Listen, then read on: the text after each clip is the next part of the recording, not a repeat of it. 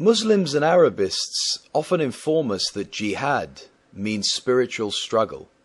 Is this true?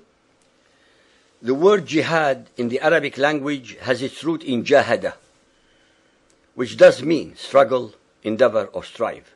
Unfortunately, those who explain it in spiritual terms are deliberately deceiving and misleading the public about its actual meaning, based entirely upon the Arabic language of the Quran and the Hadith. In innumerable verses in the Quran and the Hadith, jihad means only one thing: physical warfare in the cause of Allah, which in Arabic it is jihad fi sabilillah. Most human beings, whether followers of Muhammad or not, do not know that Muhammad unilaterally declared total and eternal war 1400 years ago against all unsuspecting human beings who do not believe as he does.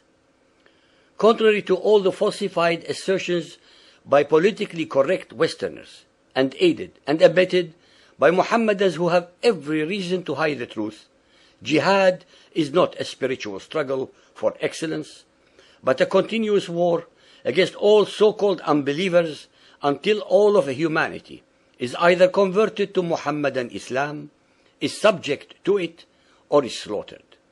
In fact, among Muslim scholars, it constitutes the unwritten sixth pillar of Mohammedan Islam. The Quran and the Hadith are crystal clear in affirming this. The Quran and the Ahadith contain hundreds of verses attesting to and asserting this dogma. Not once in the Quran can anyone find the word jihad mentioned by itself and meaning spiritual struggle. All the derivatives of the word jihad in the Quran and Hadith represent acts of war and aggression to spread the belief in Allah and in Muhammad as the messenger of Allah.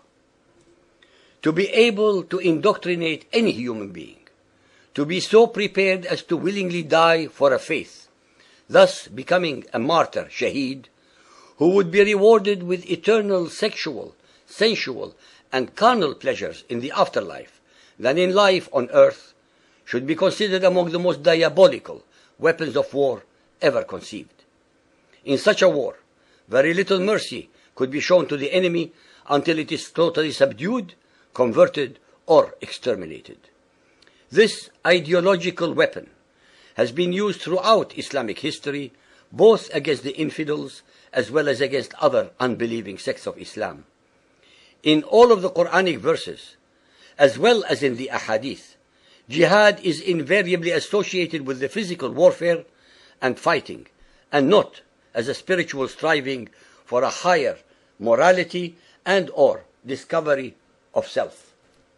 In the tradition of Muhammadan Islam, the world is divided into two major parts. Number one, Dar es-Salam, which is the territory of peace. They comprise territories completely under the control of Muhammadan Muslims, al-Mu'mineen, that is the believers, which is made up of two components. A, Dar al-Islam, which is territories with a majority of Muslim peoples. B, Dar al-Sulh, territories with a non-Muhammadan majority occupied and under the protection of the Muslims. And the second part is Dar al-Harb, which is the territory of war. All territories in the world that are not under the control of Muhammadans are considered to be in the hands of the alleged kuffar, i.e. non-believers, and consequently are fair game for attack, despoliation, rape, and subjugation to Islam. In reality, there is no secular war in Muhammadan Islam, because from the very beginning of the Muhammadan Islamic polity, war and aggression were the means by which Muhammad and his followers built up their empire. Jihad became a perpetual holy duty of warring against all infidels. That is a continuous war of aggression against all those who do not believe as they do in Allah and His Messenger Muhammad. These wars were not in defense of Islam, but to gain territory, economic wealth, slavery, booty, rape, and plunder. Converting these peoples to Islam was last on the agenda of Muhammad's followers, but became a very important byproduct of these wars of aggression. It is a cruel irony, if not actually divine justice, that among the largest victims of jihadi terror were and continue to be other Muslims. Each side of the conflict between two or more of the warring Muslim factions or sects accuse their opponents of kufr and or unbelief, turning them into enemies of Allah and hence subject to divinely sanctioned destruction. In this manner, and according to the Quran, their holy book, since all are Muslims killing other Muslims, none will ever be received in paradise, but will assuredly end up in Allah's hell. For the listeners who doubt all the above, the following very few example verses and hadiths should easily and conclusively sober them up. Chapter 9, verse 5. But when the forbidden months are past, then fight and slay, فَقَاتِلُوا.